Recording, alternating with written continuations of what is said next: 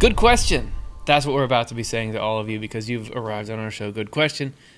It's pretty good, right? Pretty good. Okay, this is a show where we take the time to talk about whatever you want to talk about. If you're there in the chat, write your questions down. Those will be the things we're grabbing from here live and trying to have a conversation as we make our way through this amazing collage of takes on reality that the Swedenborg gives us, where it's intersect with your life. What do you want to know about? What do you want to hear us fumble around and desperately try to come up with a good sounding answer on? It can happen right now. My name is Chris Schultz, and I'll be hosting and sort of anchoring the panel. And then to my left, we have Cara Dom with us today, who is Latin consulting for the New Century Edition as we speak. Yes, and then everyone's saying, who's this? Well, you probably already know this guy. This is Chris Dunn, community manager. And if you write into our channel, there's a good chance he's one of the people who's responded to you. So Chris does a lot of cool stuff in taking all of your questions throughout the week and making sure they get answered. So now, shoes on the other foot, and you're going to help us answer them right now.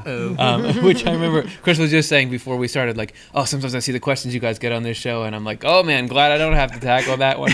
And now you do. And Chris has got his laptop computer thing, so he's going to be able to see what you guys are saying in real time and get up some of your extra responses to it. I don't know what you're going to do on that. Who knows? Thing. I blocked most of the sites on the internet, so you won't be able to go anywhere. And then, not last but not least at all, we have Karin joining us, writer for Swedenborgian Life. Hey, Karin.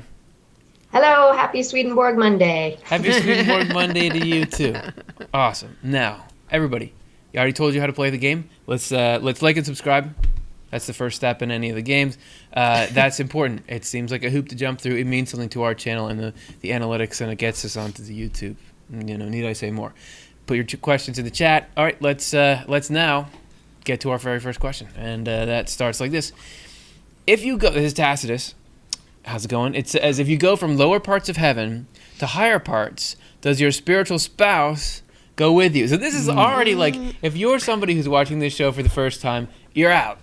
We lost you because you've got to know multiple Swedenborg concepts to get at this question. You've got to know that there are these different, you've got to know there's heaven, which is life after death. A lot of people will be on there. There's these different layers of it. Swedenborg talks about the natural, spiritual, and heavenly, that these are very distinct states of being, right? And then that marriage can last through the death of the body, that you can still be married to the same person. And you guys have the same friends and stuff, but in particular, your marriage can continue to grow on that side. But also then, you can rise up and down levels. So you got to know all that to get to this question.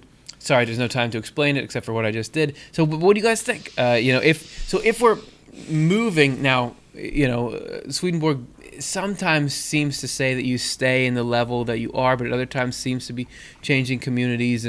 But you definitely, in the beginning, when you're in the spiritual world, do a lot of moving around. Do you have to worry about, like, oh, where's Johnny? He was here a second ago, and now I left him back at the natural heaven. Is that what happened? So what do you guys think? Chris, do you want to start? You're brand new, man. You want to start us off? Here we go. I'm going to get the rust off right now.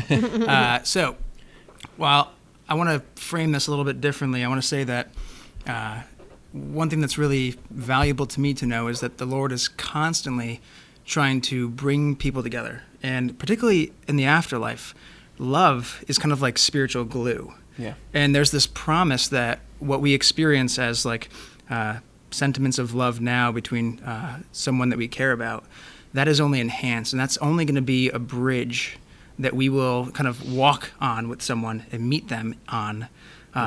That will be a promise of continued growth and relationship into eternity. So while I'm curious to see what you guys have to say about different parts and where people are and if they're going to have some dissonance between those parts, I do know that like heaven's working towards true love. Heaven is unceasingly working towards union between two angels becoming one. And that promise is something I get pumped about. Yeah. Good, man. Thank you. Cara, do you have any? My gut response is, and I could be wrong about this. Impossible. But Impossible.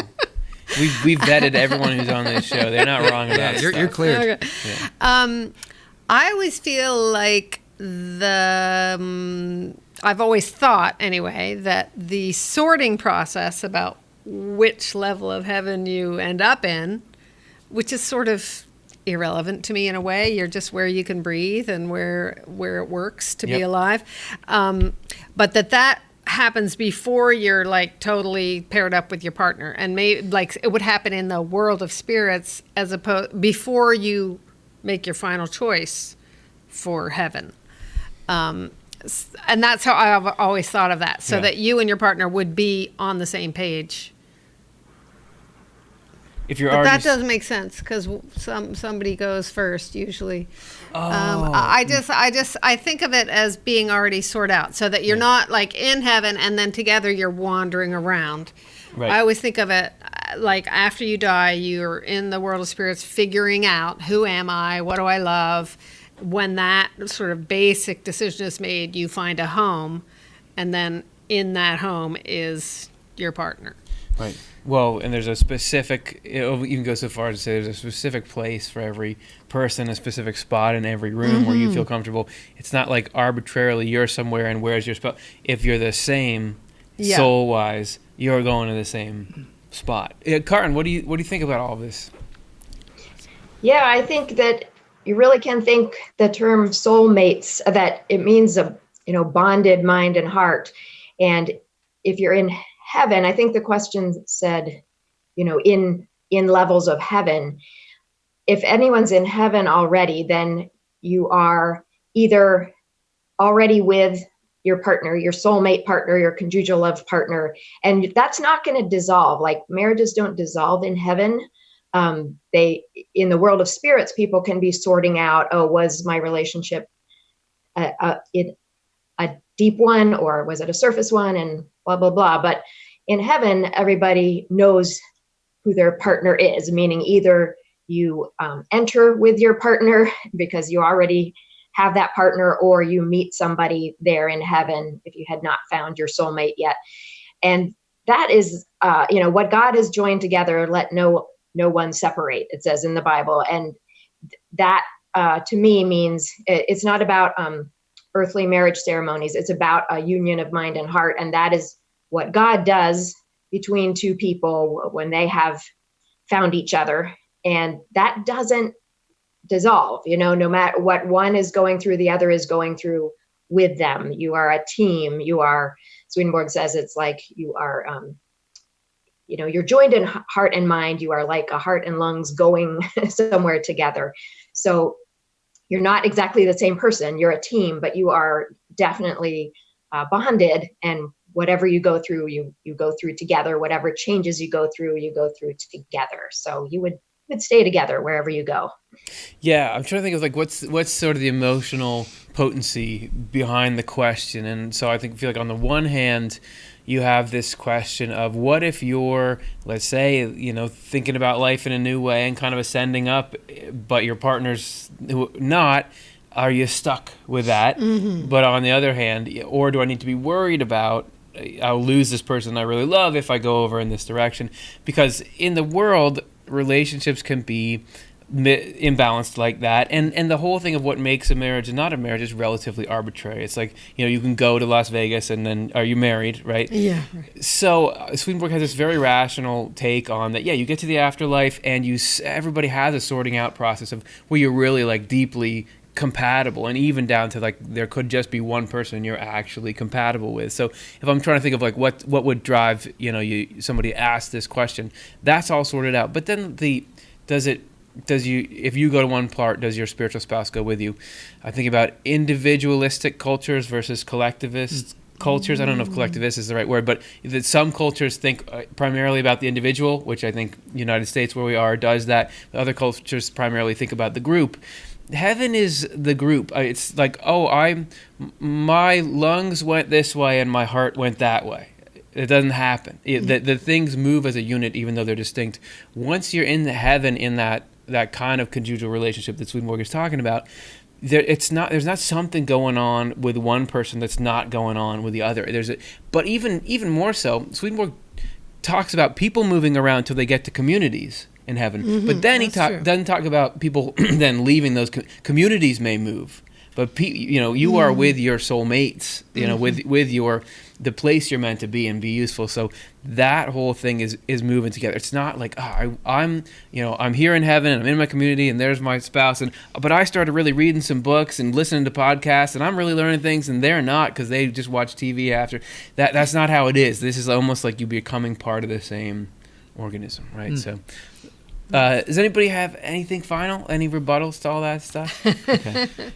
Okay. Then thanks so much, Tacitus, and let's celebrate by going to another question.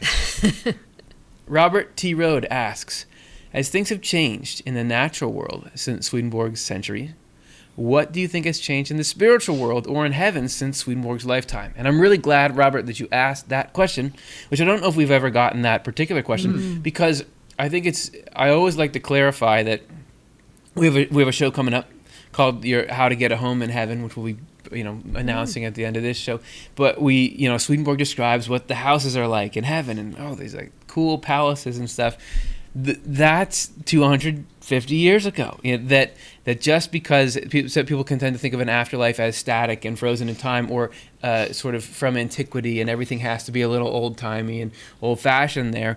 But no, the trends and tech startups, whatever's going on here, that's got its roots in the spiritual world. So it's moving, right? The spiritual world is moving and ahead of a curve of where we are. So the question is, what do you guys think is going on there? Over the last couple hundred years. Yeah. Please. Go ahead. Okay. One thing that I think really excites me about the time we're in now is that there's a lot of changes happening in the natural world where we are, and a lot of that has to do with, like, what I see is the beginning of a fulfillment of this promise of the new church. This like collective society that is not only taking in ideas, learning ideas, and then acknowledging their usefulness and helping you evolve as a loving being. Yeah. But then letting that change not only your heart, but everyone around you. And we see it I happen to have a chance to work with our community all the time. And the gift for me is to see just how many people in our community are embodying the promise of this new church ideal, being that you're showing up, you're looking at yourself, what are your barriers to love, and learning something from these teachings that can replace those barriers, that help you to kind of infuse the state of mind that is heaven inside of yourself. And that, over time, is going to change the spiritual world. It's going to add depth and substance to the spiritual world. That, to me, is just a mutual benefit for us here doing this work, but also for the guys upstairs, if you know what I mean. Well, I think about, we're recently doing a show about the natural world being the plane of thought for the spiritual world. And I do think of whatever important people absorbing the concepts, the Swedenborg concepts, do provide a certain kind of spiritual habitat, because that whatever's going on in heaven can terminate in a different way in those concepts than it can in those of other religious traditions or those of other other societal ideas. So I do wonder, like, what does that make space for in that little? Is there a neighborhood that's drastically affected by people finding these ideas, the Swedenborg ideas, and taking them and putting them into life? So, Cara, what do you think? What's going on? What stock should I buy in the spiritual world? Yeah. Well, a conversation that's come up many times in my life is, are there cars in heaven, or are there going to be cars in your heaven? That's how it usually comes out. And that it is true that my own images of it tend to be sort of old-fashioned, but I'm sort of drawn to old-fashioned in general. Yeah. But as you said, everything that happens in this world originated in some way in the spiritual world. So the explosion of tech in the world, for instance, and just like Facebook or the internet, like that is a reflection of how people can share thoughts and love spiritually, which happens in heaven all the time. And now we can suddenly just be in connection with somebody halfway across the world anytime we want. It's kind of like, that's a spiritual truth that is now manifested in this world. But I like I said, I don't know. I don't want cars in my heaven, but but maybe there will be. Well, we'll take that off the list. And I think too about this idea of this everything in the physical world has an origin in the spiritual world, but through correspondences. Like, it's not that there's necessarily, they just built the 2020 Tesla Model 3 in heaven, so we'll see it in 6 months here. Yeah, right. But the correspondence of horses in Swedenborg's time was with the way people understand life, right. or understand truth. So are the cars that we zip around in now some kind of correspondence to the way people are thinking, there? But I do wonder, because like Swedenborg does talk about, this angel is represented by a chariot coming up. Is there an angel represented by like a Ford Mustang or something, like some kind of a distinctive automobile? Yeah. Karin, tell us the truth. What's going on with all this?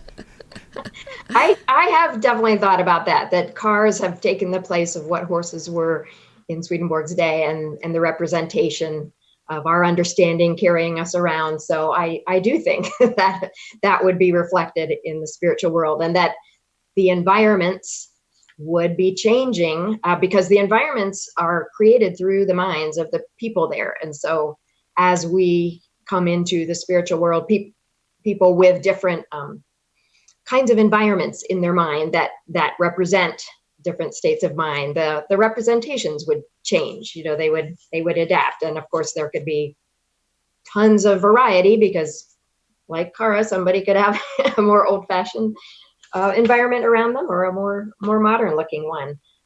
Some other thoughts that came to me is Kara mentioning the tech. I have thought about how I feel like as technology advances and becomes a little bit more like the spiritual world, like with the internet, how we can now be in contact with each other instantly through common interests and affections, that making people even better equipped to adapt quickly to the spiritual world, the way things work there? And are things like having to learn how to discern between spam emails and legitimate ones, and is that helping people when they cross over to more quickly adapt to this thing of spirits, like being able to discern quickly, oh nope, that's something I don't want to invite in, and that's something I do.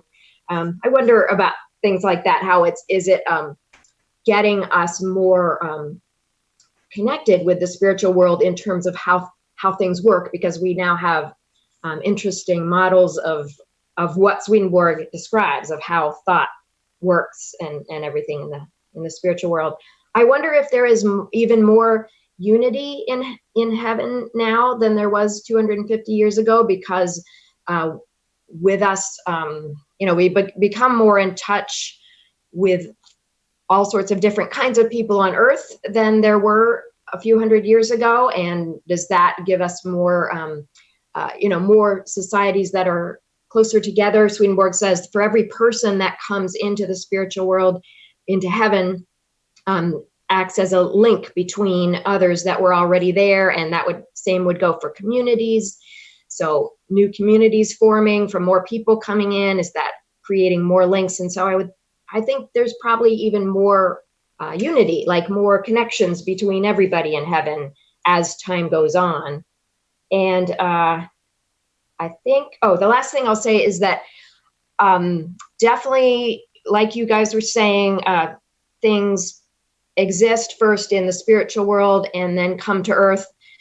But also, as we gain more understanding on earth, we get more, like of science, for instance. As we gain more understanding of science and how nature works and how our bodies work and things, we get more vessels in our mind that can hold these spiritual concepts that they correspond to. So is that helping the wisdom grow more exponentially in heaven and the spiritual world, to have more understanding of things in the physical world that then can be filled with the correspondential understanding in heaven?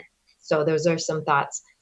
Yeah, absolutely. And I want to, piggyback on the thing you said about interconnected communities, because if I was to point at something that I think is like really different now than it was when Swedenborg was describing it, is he does have these addendums in one of his books, I think maybe it's True Christianity, about different people from different countries in the spiritual world, and he talks about that what country you're in, you kind of gather with people from your same country after you die, because all the gathering has to do with state of mind, and there was really these distinct mindsets. He focuses on the countries of Europe, that he was familiar with, and says this is how, because in Britain they have the free press that they think this way, so in a different spiritual light, and so they stick together. Whereas now the world is so much more interconnected than it was, that you really, this whole phenomenon of you having these cities around the world that are just chock full of people from everywhere, and that just being kind of a normal thing in a lot of countries now, that's gotta be coming from a spiritual world that's much more integrated now than it was. The same thing with religion. I think that Swedenborg said that you could sort of demarcate where people end up in the spiritual world because of their religious beliefs, because that really affects the mind. But I think people these days, if you just look at YouTube, this channel is a case study for that, because there's so many people who are sure, maybe affiliated, maybe not, with some kind of religious traditions, but are independently thinking enough that they'll take something like a weird Swedenborg thing and weigh it and see, what do I want to latch onto. So I do wonder if there's not the same kind of divisions in the spiritual world that there were then, because now you can read those, and Swedenborg seems so with it and connected, but some of that, it's like, this is almost like a little artificial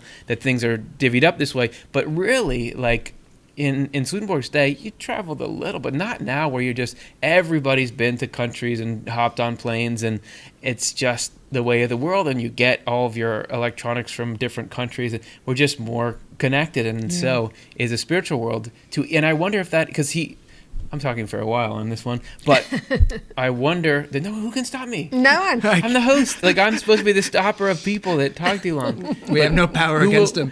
Who will guard the guards or watch the watchers or whatever that is. When he also talks about, he says things like people in their own community don't generally venture that far outside of their community because they do a lot of good. They're in touch with the whole heaven, but they do it from within their own community. And also that there's not much communication between the different levels of heaven because the thoughts are so different. I wonder if there's now stuff that's, like akin to the kind of technology that allows, even like Rosetta Stone, that allows these different countries that speak different languages to connect. Is there something similar that can allow the different heavens to connect more? And are people more freely traveling from community to community? I would think so. If the world has changed in that direction, there's got to be some analog in the spiritual world. And two more things. I'm just kidding. Okay. Thanks, Robert. That was great. Let's do one more before the break. Jonathan Ale Ornelas. I've heard that God loves everyone and doesn't send anyone to hell. Does this mean that God doesn't avenge us when someone harms us? Great question. So you may say that sounds great, that nobody goes to hell, but what about the victim, in these cases? And you just got to read a little bit of the news to get all up in arms about like all the terrible things that people are doing to people. Yeah. And are you just saying God's just like, it's fine, you did that, that's all right. What about the person who's been hurt and has to deal with a lifetime of emotional harm from this kind of thing? So what's the deal with that? Guys, come on, this should be easy to sort out. Oh, yes. Let me just take out the blueprint. Right. So what do we want to do? Karin, I know that we usually don't go to you first, but, it's a new day. The spiritual world is new. Maybe we will we'll go to you first on this one. What do you think? Well, of course, the big thing that Swedenborg talks about as far as evil and people doing terrible things to one another is that evil brings its own punishment. And in the spiritual world, no one just gets off for doing terrible things. If that is the kind of heart they have built, that very attitude of cruelty comes back at them. And we talked about that in our recent show, What is Hell Really Like? That hell is somebody who has built that kind of world around them of cruelty or whatever it is. And they are then surrounded by that, by other people like them, and it comes back at them. God is pure love, so is not vengeance, but it doesn't, you don't need God to avenge because God's order has evil punish itself. Like that is just how it works.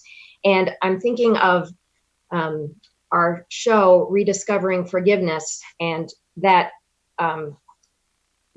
peace does not come from vengeance is what people who have lived, well, I'm thinking of Eva Core that Chris recently talked about at a church service because she recently passed away. And if you go to our show called Rediscovering Forgiveness, she was in the concentration camps, terribly abused by the people in charge, but her wanting vengeance didn't bring her any relief or any peace. And it was through forgiveness that she was freed from that. So I think that everyone in the afterlife who has been a victim of something terrible will be completely safe. That the worldly experiences of pain will fall away, because that is just their earthly self, not their spirit. And they will be able to be freed from that through the power of forgiveness, which is simply just being able to let it go, let it shed off, and to trust that if people have built a world of cruelty around them through doing terrible things to other people, that is going to be taken care of. Like, they will be having to deal with that themselves, what they have built, whereas any victims will be freed from that and at peace and unable to be hurt anymore. So those are just some thoughts. Yeah, wonderful. Well, thanks so much. And I love some of the principles you introduced there. Do you guys want to expand or expound on that at all? I can if you... You go. We gotta have a buzzer. Yeah. So I want to kind of honor what Karin said and try to take it also now from a different angle, which would be that, this is obviously a sensitive question, and I often find myself, like in my own life, I've felt the victim, but I've also challenged myself to acknowledge me as a perpetrator.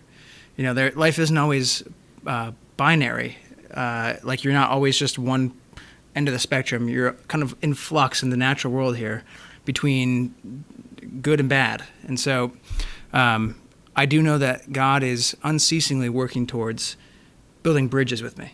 And also, if I'm feeling like I'm the victim in this certain situation, he's unceasingly building bridges with the perpetrator. Because the reality is, particularly when I'm feeling like maybe I did something wrong, knowing that God still loves me, he knows me, he knows that there's a better version of myself out there waiting to be embodied through better actions and better living. That to me is important to remember. Sometimes I can get caught up into thinking that I'm just, I'm hurt, and that hurt will always, sometimes in my own life, it sometimes blinds me from seeing some of the work I could do as well and righting my own wrongs. Yeah. So just another angle to see it that I've personally had to do some work in, for what it's worth out there. Great. Thank you so much for sharing that. Cara, do you have any other thoughts on the whole subject? Yeah. Thinking about God loves everyone. God is love. God is not a punisher. And I think the miracle is that he is always using unfortunate circumstances that maybe never should happen, but he's using them to lead to good in some way. And that I've just been through something, and when I was looking, it was tough, but I was looking for what is good in this situation. Where can I see God shining through the dark places? And that like old Mr. Rogers, look for the helpers. There's always something bright around the edges. Hopefully, always, I say. But so leading us towards goodness, no matter what the circumstances of the moment are, no matter how terrible. Yeah. The promise is that he's leading us to our best eternal happiness. So. Yeah, Mr. Rogers is so good. I've been watching them recently because I know somebody who's the age that would watch them, and they're good, and they're really good. Okay, so I know there's like a ... in there, so there may be some text that we're missing. But the way I could see this question being asked, there's a couple of things that I want to respond there. It doesn't matter what you did. It doesn't matter what anybody did ever. It matters what you believe about what happened now. You think about the difference between somebody who committed some kind of crime or something and is unrepentant and doesn't care or actually gets a joy out of the fact that they did something like that. How different is that than the person who is mortified at what they did and would suffer anything to go back and change it if they could, but can't. It's, if you think about it, we're talking about the state of angels is to not regard the person, but regard goodness and truth or evil and falsity. So if what getting into the angelic state of mind is like, I love what's good and true and I really don't like what's evil and false. If I did something evil, then I, just because it's mine, I'm not liking it. Now I would be the one that says like, wait a second, I can't just get away with having done it. Like their justice has not been done here. So whatever that means, I can imagine if I was in a really good state of mind, I would want to like, how can this be? How can I repay this kind of thing? So that's one thought. But then also, there's no ratio between what's finite and what's infinite. There's no ratio between what's finite and what's infinite. So it doesn't matter. This is why I mentioned these ... because if you're thinking of hell as, can God like avenge and send somebody to hell for something they did to someone else, there's no crime that you could justify that, because it's infinite. You know, if you're talking about hell forever, which is like the common belief about hell, there's no crime that's worth an infinite sentence. You know, because you're never fully rational enough to get that.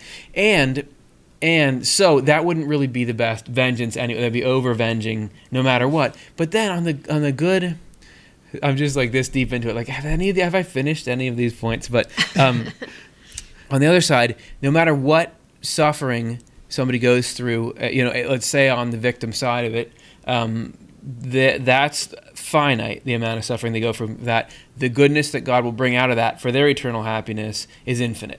You know, so no matter what we go through in life, even though life can seem way more than we can handle, and does, I like, listen, man, I'm the first in line at the complaints about life office, right, when it opens.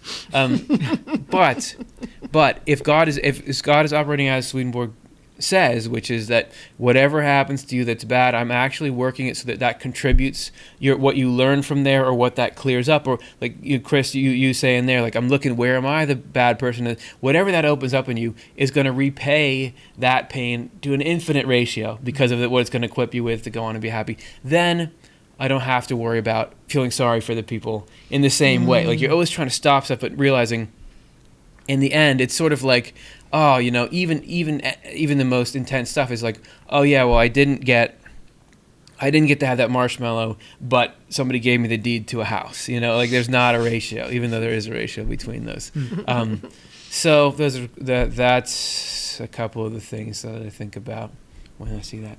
Okay, everybody, great. Well, on that note, let's let you guys get a few words in edgewise here. Well, this is what we've done in the last couple episodes is we get members of the audience, of people who have been watching, and hear what they have to say about the ideas and how they affect. And that old, like, even if you did something bad in the past, you shouldn't keep suffering for it. But I have to continually suffer for my decision when we were at our New York event to film these interviews in the room with everyone else, because it's super loud in there. But I thought, oh, there's that background noise, won't be that bad. So we have subtitles on this one again, because there's a lot of background chatter. But just focusing on what's being said, and you can really get into it. This is Ryan Brown from our New York event, and I asked him, what have you gotten out of these Swedenborgian concepts? And this is how we began. One thing I would say is the idea of correspondences, particularly in regard to, through the lens of Carl Jung's ideas of synchronicities. Because I think what he said is there is a correspondence between your own inner life and inner experience and external reality. That these things are coordinated beyond time and beyond space, right? And so I think that there is a way to merge that with Swedenborg's ideas, which is saying that there's a correspondence between spiritual realm the external worldly realm that we're in. And so I think I certainly have had a lot of synchronistic experiences, and it was having those experiences and then able to go to Swedenborg, go to your show, and then sort of see a way to explain them and a way to understand where they might be coming from and what they mean. What I think is that you have experiences that show you that there is an invisible reality somehow interpenetrating this reality. An unseen world, a reality behind the reality. And you learn that not just by someone telling you it's there. You learn that through your own experiences. Reality, I think if you're open to it, will literally show itself to you. And the more you're open and non-judgmental and open to receiving a message, the more messages you actually receive. And when this starts to happen, you're not sure what to make of it, or how to interpret it, or what it means. And so for me, when I was having these experiences, it was around that time that I found your show. And it gives you, I think you would say, a framework for trying to understand what all of this might mean. Because it feels like there's a conscious person who is communicating with you and guiding you in almost like a teacher, and we're like daycare students, and they're like the teachers just trying to like develop us and let us grow. And I really think our relationship with the spiritual realm is very much like we're children to them. And my young nephews, my experience with being around them and seeing them develop it's striking to me how our relationship to young children as adults, I think, reflects and imitates the spiritual realm's relationship to us.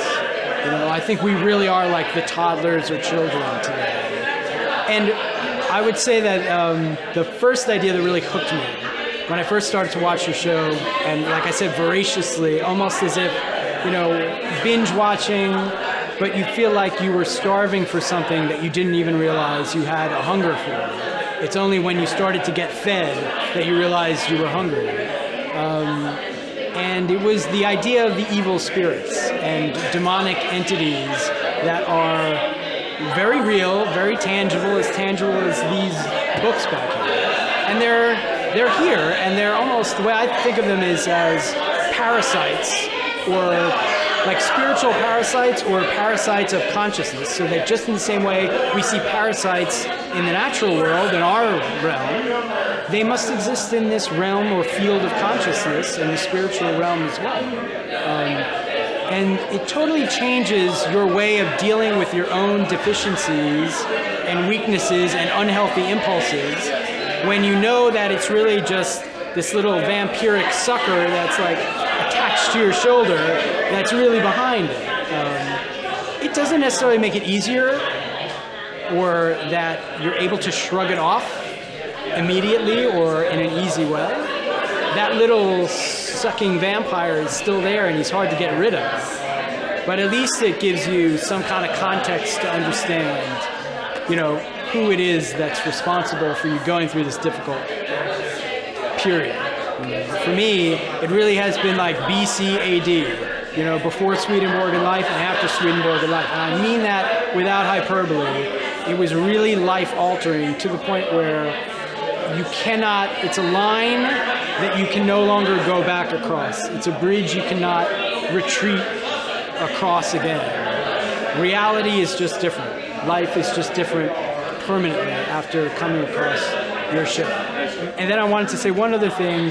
Dr. Jonathan Rose, how amazing and meaningful his contribution has been to me, to the show. And then also his Bible study class, watching the videos of those, has given me such a different way of engaging with the Bible, which was something that to me was impenetrable really beforehand, or very hard to engage with. Almost as if it's like a fence with barbed wire and like a lot of overgrown weeds around it and a sign that says, beware guard dog, like it's intentionally trying to keep you out. It's almost like we're not it's trying to divert us and not to see the inner meaning of it. Like someone put a trap door there or something, And the way that Jonathan Rose elucidates it through the Swedenborgian lens gives you a totally new, illuminating approach to making sense of what can be a very nonsensical text a lot of the time. So thank him for that. I will. He's amazing. Nobody tell Jonathan Rose. He's never going to let us live that down. No, just kidding. Great job, Dr. Jonathan Rose. And thank you so much, Ryan, for being willing to do that interview. A lot of cool stuff in there. Oh, Karin, did you have any reactions to all that? Yeah, a lot. I loved what he was saying. A couple of things that stood out to me. I liked how he's talked about becoming aware of, like, there is a consciousness with me, getting messages and synchronicities and things. And I definitely remember that kind of waking up pretty potently for me, actually, with my daughter's death, and just needing God's presence more than ever.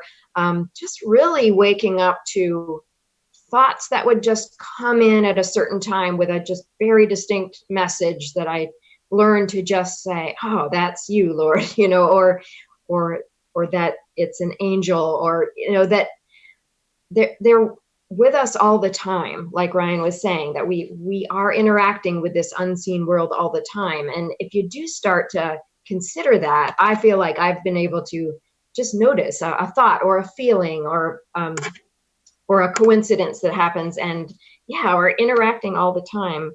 And I liked what he said about just being very struck by the idea of evil spirits, and thinking of them as parasites. And I think that's just a really great way to think of it, because I know when like he was saying, it's not that knowing about them makes it like you can just shrug it off or anything. It's still really challenging to deal with these influences that come to us. But understanding that something about what's happening to me is hugely helpful, because then I just don't sit in like, oh, this is just life or whatever. I just, there's spirits that want to feed off of my negativity. And so I'm getting pushed and poked to get upset or get in despair or get afraid. And just to know that there's spirits that feed off of that, it just helps me understand and not take those dark clouds as Curtis talks about in News from Heaven as reality, but just as that, like these weather patterns that come through, and kind of know why that's happening. And also I loved how he said, not realizing you are hungry for information, but then he's just eating it up. I think that's awesome. So I'll stop there. There's more, but I'll let you guys get a word in, Very cool. Thanks, Karin. Great. Okay. What do you guys got? Karin, you want to go? Yeah. I too was really struck by the starving for something he didn't know what he was hungry for, about particularly the reality of demonic spirits, or however he said it. The value for me in those thoughts is that it's not me. Like, I can separate from it. I don't have to make it that I'm a failure. I'm a failure somehow for being in despair or being, judgmental or whatever the problem is at the time. That just being able to separate that and just put it in the little guy on the shoulder, and he might still hang there for a while, but at least it's not me, Right. And that's been a huge help. Just the whole concept that our thoughts and feelings come from the spiritual world all the time. And I'm just very moved by his thing about before Off the Left Eye and after Off the Left Eye. I've talked to a few other people who have had that same experience before I found you guys, and after, and that it's just a different worldview, and that's just so amazing. It's just so amazingly miraculous to me that it's happening. And great shout out for Bible study. It's been a year since we quit, and that was just a great reminder that was a good gig. I was out there. Yeah. Very cool. Chris? Yeah, the first mention he had about correspondences, that's something I'd love to talk about. It's been... so I've been into Swedenborg now for 5 years, having discovered it through Off the Left Eye. Yeah. And, how'd that work out for you? Well, it's been downhill ever since. The idea of correspondences, the way in which the spiritual world materializes into this world. And there's just so much about that makes everything around you something to be grateful for and something to appreciate. And there's this passage I came across the other day. I'd love to just read really quick. It's like 3 sentences. Sure. But it's talking about the ancient people, so the ancient church, which is the second church that Swedenborg talks about, and where they used to worship, their surroundings. So here's this is from Secrets of Heaven. Holy worship in the ancient church was offered on mountains and in groves. It was offered on mountains because mountains meant the celestial things of worship, and in groves because groves meant the spiritual things of it. As long as that church retained its simplicity, their worship on mountains and in groves was holy. The reason being that celestial things, which are those of love and charity, were represented by those places that were high and lofty, such as mountains and hills. Spiritual things, which derive from celestial, were represented by places with fruits and foliage, such as gardens and groves. So here are these people, and everything around them became reminders of the kind of beauty of the divine, and that divine's kind of flowing into this world. So just before we had this show tonight, I was just out in nature, and I was just reflecting on the fact that there are things in nature that can teach us and represent parts of our spiritual walk. That nature is actually an aid to us if we can see it for what it is, for the deeper spiritual qualities. And the correspondences offer the language for understanding the deeper parts of nature. Yeah.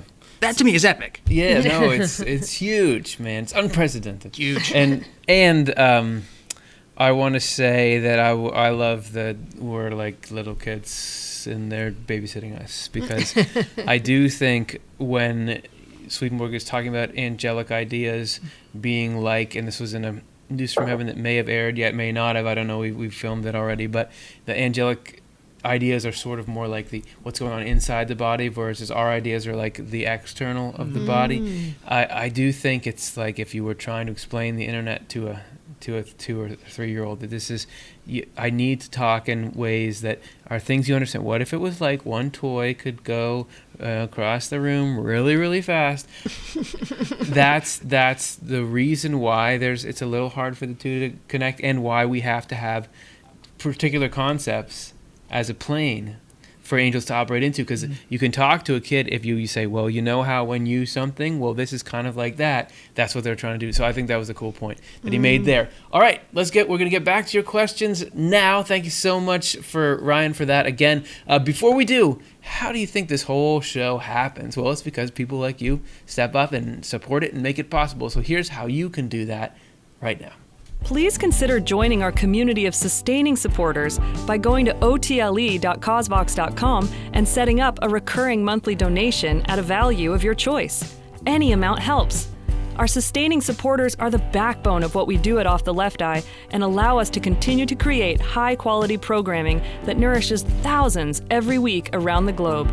Your help makes a difference. Thanks, everybody who has supported us. We really appreciate it, and hopefully this show was worth it. So we're going to get back to the questions. Before we do, Chris, how's the audience doing? Have they all left the chat room? Or? There's like 2 left, and the 2 that I'd like to talk to. Right. So I saw that Regal Piglet, one of the usernames, South Africa. It's like 2:30 a.m. and he's with us. So that's thank you. Standing ovation. We appreciate it. Woohoo. Tomorrow you're going to regret it, but thank you for staying up. Yep. And I hear that he or she wants to come to the U.S. You know, we have studio tours. Right? Oh, yeah. If you want to come and hang out with us, we can make it happen. Yeah, that's right. And Roya, she is someone who's chatting it up in here. Awesome presence, and it's her birthday. So, Happy birthday, Roya. Okay, now, let's do some questions, just like I foretold. Matt Klein asks, hey, Matt, what are the processes and events Swedenborg describes to work out, purge, and remove the negative aspects of our spirit after we die to ascend to higher states toward heaven? You know, what do you got to do? You know what the goal is? What can we put into action right now? And I would say now is a great time to do it, because it seems to be indicating that the work we do now kind of compounds with interest rather than saving a lot of it for the other side. So what would you guys suggest if you were going to clean out stuff? Yeah. So One of the things I came across in reading Heaven and Hell a while back was how in the spiritual world, particularly the world of spirits where we first enter after death, or at least most of us, the first stages of that, there's like, you can still wear masks, like that societal term today, like you can kind of appear one way but feel and operate inside differently. Mm-hmm. Well, that dynamic is what we're working through in the spiritual world.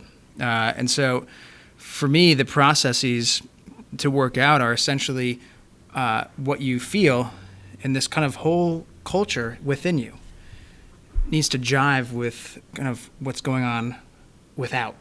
So your thoughts need to mesh well with your deeds, right? Your affections with your actions. And that could be done, that's work that can be done now. And that's work that when you can do in baby steps, it really does feel good. Awesome. Mm-hmm. Yeah. Yep. Mm-hmm. Yeah. Swedenborg talks about people who would love people to know their thoughts because their thoughts are in line with how they act and how they want to be seen. So that's great. Karin, do you have anything? Well, I sure hope I caught I'm unable to see the question, so I sure hope I caught it correctly. How we go about getting refined and purged and things in the afterlife, I think. And I like to think about like how wake up calls happen on earth. Like we go through life and we get wake up calls, right? And they come in many different ways. It might be somebody confronts you about something that you didn't realize you were doing, or just a consequence happens and you realize, oh man, I gotta change something in my life, or you read something and you go, oh wow, I gotta think about that. So there are many ways in life that we get wake up calls, and they can come in little ways, and then if we don't pay attention, they happen in more drastic ways. But as far as in the afterlife, that life review is a huge one to just let you see clearly the impact of what how you've been living your life. And it's not done in harsh judgment. It's there to help you wake up to what you might not have realized, and both good and bad. You might not have realized, wow, I didn't realize how positive an impact that had, and also I didn't realize that was hurting. So there's a wake up call in that. And I think I get this feeling like the more we are open to be able to accept wake up calls, the less unpleasant it needs to be in the afterlife. Because if you are open to it and you just say, yeah, like, okay, show me what is between me and heaven right now. It can go pretty easily. Swedenborg says sometimes it can just be like you go through some sort of stressful dreams or something, or just ways that you process through things. If we resist getting wake up calls, then it has to get like, just like on earth, if we ignore those taps on the shoulder, then more drastic things have to happen before we wake up. And so in the spiritual world too, if we are resistant, then it's just going to take a little bit more of a kick in the backside to get you to realize, oh, wow, that's something I really do have to let go of. So if I understood the question right, there are some thoughts. Well, and even if you didn't, those are still thoughts. Yeah, and I think you did understand. And good ones. Okay. Yeah. So thanks, Karin. Kara, what are you thinking? The word that comes to me is vastations. It is a word that Swedenborg uses, especially in the older translations, and I'm blanking on what newer renditions of that Latin word might be, but but I think the question is fascinating because I haven't really thought about what the actual experience would be as you're going through the vastations. The point of the vastations is to sort out, do I love myself more than anything else in the world, or am I willing to love other people or love God? So it's like everyone says, it's just the sorting process some more, and you can get started here for sure. Yeah. Well, and I think that I'll add like a little sub event that seems to happen. There's like a sort of sorting process inside yourself where there's times when you need to be purged of false ideas. That there's sort of like your the main work is your love, and am I gonna love what's good and fair and honest and right and just, or am I gonna love what's mine regardless of whether it harms other people or is good or bad or whatever. But then there's stuff that even if your heart is leaning in a good direction, you may have concepts in your mind that are in the way. I'm thinking of when Swedenborg talks about the false heavens, that there's the whole beginning of the book, Married Love or Conjugal Love, is people who had these incorrect ideas of what heaven is. They had to go, rather than angels just come and tell them, that's actually incorrect, and now come this way. And instead they say, yeah, go for it. And people have to, from living experience, spew those ideas, like go live them out, realize this is not what I thought it was, this is not good. See, in some cases, see how ridiculous those ideas are, and then freely reject them, which allows them to move. And there's also teaching processes, right? Swedenborg will talk about education. People having false ideas or ideas in need of upgrade, being taught and given those. So some of it is this, like you're saying, dark night of the soul, kind of break you down a bit so you can have that humility of heaven. And the other side is you're going to learn some stuff, which that's a cool part and less dramatic, but also important. So. Great. Hey, let's do one more question before the night is over and we all go out and party super hard. Okay. Michael C. I'm going to go right to bed. Michael C. asks, do heavenly spirits or spiritual spirits do missionary work to help the growth of spirits in hellish communities? So, and for anyone who's not familiar, right, you have heaven and hell, but all heaven everyone in heaven does something useful. So you can have an angelic job that you're helping somebody. Yeah. And so there's all these people in hell who are choosing what's evil and false, but God doesn't want anyone to suffer more than they have to. So do angels go down there and try to, like we're saying, educate or turn things around there? What do you all think? Cara? I feel like I've seen passages that talk about angels like keeping order and governing in some way and trying to keep the damage to a minimum. But I'm not remembering at the moment anything about them trying to change people's minds. Right. Help the growth of spirits in hellish communities. Yeah. Okay, cool. So, but we do have, you definitely have some damage control, and you have some, okay, I'm going to keep you from doing that, even though you want to. That will be a problem. Chris, do you have any thoughts on that? Yeah, there's one passage that I remember reading, and I'm not going to be able to cite this. Don't bring it up. Yeah. It was a group of angels going down to a certain community in hell and encountering, I think, 2 hellish spirits. And I remember what Swedenborg reports is that these angels looked at these hellish spirits and heard their kind of spewing of hatred at them. And these angels said, okay, we forgive you for being the nature that you are. You know, you're so wrapped up in this, you can't see that there's an alternative. Like there's this heaven reality that is just so far beyond the kind of circuit you're going around in, this circuit of hatred or malice. Even though that's the case, and even though you want to harm us, we forgive you still because we see you. Right. And that to me was just like crazy powerful. Yeah, that's cool. Yeah, that's cool. Karen, do you have any passages in mind? Well, I would think that angels will always be wanting to offer truth, and before the last judgment in the spiritual world, Swedenborg described angels. So there were all these communities that were mixtures of good and evil people, and evil people teaching false things, and angels would come down, and it's, like missionary work. They would, before the last judgment happened, they would try to talk to people and try to get them to understand the difference between good and evil and to, come with them. That's not the same as going into hell, but there was a mixture of heaven and hell at the time. And so they were going in and like trying to talk to people.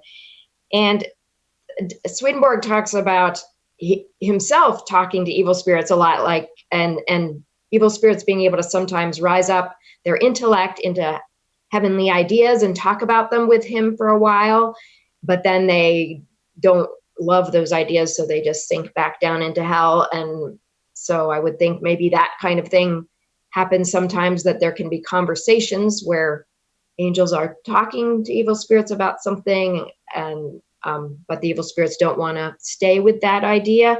But the last thing I'll say is there's definitely descriptions of the Lord bringing people in hell from more drastic evil towards lesser evil as they get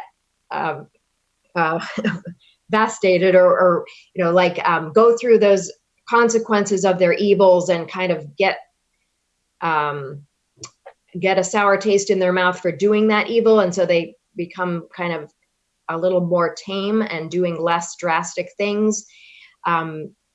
It seems like there would be some guidance in there, that if there's a bit of changing of their ways going on. So would there not be maybe some angels helping them to integrate into a less harmful life, or a less destructive life from that really destructive life? I don't know, but I definitely feel like angels would be there if there's any opening to offer a better view and a better way, if anything could be received. Yeah, I think I think probably whenever Swedenborg is talking about the Lord doing something, it's by means of angels. So I would agree that angels are most likely facilitating that transition. It does talk about evil spirits sometimes getting into a state of life where they can do a little bit of work, and that being sort of the currency of heavenly joy. It lifts them a little bit out of that. So I would think that, but by the time you're in hell, it's because you don't care about being you love evil. It doesn't matter what somebody says to you. Swedenborg all the time will talk to evil spirits and say, this is where you're wrong, this is where you're wrong. Look, isn't this better? And they'll be like, oh yeah, that's fine. But it doesn't fit with what they love, so they reject it. But it does seem like all this that you guys were all talking about, this mitigation of suffering, they're bringing improvements, however incremental in the quality of life. It's got to be something that angels are working really hard at. And it could be, this is one of those things that's improved in the time since Swedenborg. It could be that there are better systems now. Just like here,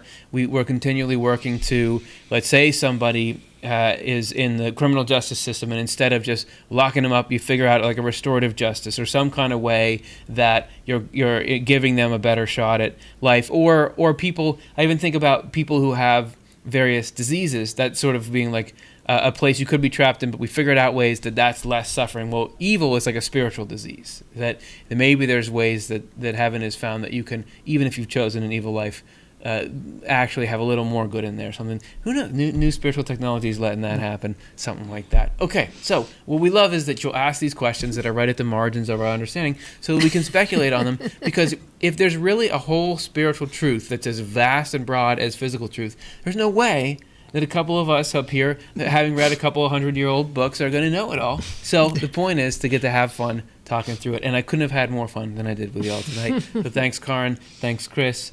Thanks, Cara. And thanks, everybody at home. Like and subscribe if you want to say thanks back. That's an important part of the way that things happen. And we are not just going to ditch you after this show. We're actually going to continue our channel onward. We got a lot of cool stuff coming up. News from Heaven this week. That's where we go through particular ideas in Swedenborg, unpack it, and how does it relate to your day-to-day mental states. On Thursday, we're going to have a show called Angel's Thoughts. Angel Thoughts Are Like Organ Systems. That's the real title of it. And then why angels have good days and bad days. So 2 angel shows, 2 very different things. And yes, one of those is the show that I referenced in here as upcoming. So there you go. Then short clips. We asked what you guys wanted to talk about, and looks like we're going to be doing what the Lord's Prayer means for your personal journey and the spiritual meanings of numbers. So we'll have those 2 short clips coming out next week. Next Monday, we're going to be continuing our series on what to expect after you die with how to get a home in heaven. This is not just what's heaven like, but how do you integrate, how do you be a part of it? And it actually does have to do with the spiritual building that you're in. And then the following Monday, we're going to be back with Swedenborgian Life Live, talking about what does it mean to be born of water and spirit. So a lot of cool stuff coming up, and we only can do any of this because you're all interested. So thank you for your interest. Thanks, everybody, and we will see you very soon.